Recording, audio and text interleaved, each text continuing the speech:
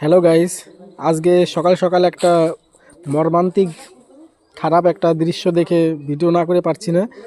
তো আমাদের এই জায়গায় 5G টাওয়ার অ্যাভেলেবেল হয়েছে প্রায় 3 থেকে 4 মাস হলো। তো এর মধ্যেই মানে এই পাখিগুলো অনেক পরিমাণে মারা যাচ্ছে। দেখো, এই একটা মৃত্যুর সঙ্গে লড়াই করছে, আর এ একটা মারা গেছে, ঠিক আছে। আর আমার একটা বন্ধুর কাছে আরও আছে, ওই যে একটা মারা গেছে।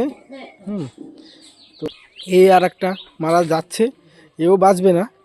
তো প্রাকৃতিক সম্পদ এরা, তো এদের এদের বাঁচানোর কোনো কি উপায় নেই? তোমরা কমেন্ট করে অবশ্যই বলবে এদের বাঁচানোর কি উপায় আছে। তো সাধারণত আমি অনলাইনে সোশ্যাল মিডিয়ায় আসি না, কিন্তু এদের এই দৃশ্য দেখে না এসেও পারছি না। তো বন্ধুরা, তোমরা একটু কমেন্ট করে বলো এদের বাঁচানোর কি উপায়। এদের দেখি বাঁচানো যায় কি না। কয়টা খাবার দিলাম, জলও খাইয়েছি। তো এদের একটা সেফ জায়গায় রেখে কয়টা খাবার দানা দিয়েছি।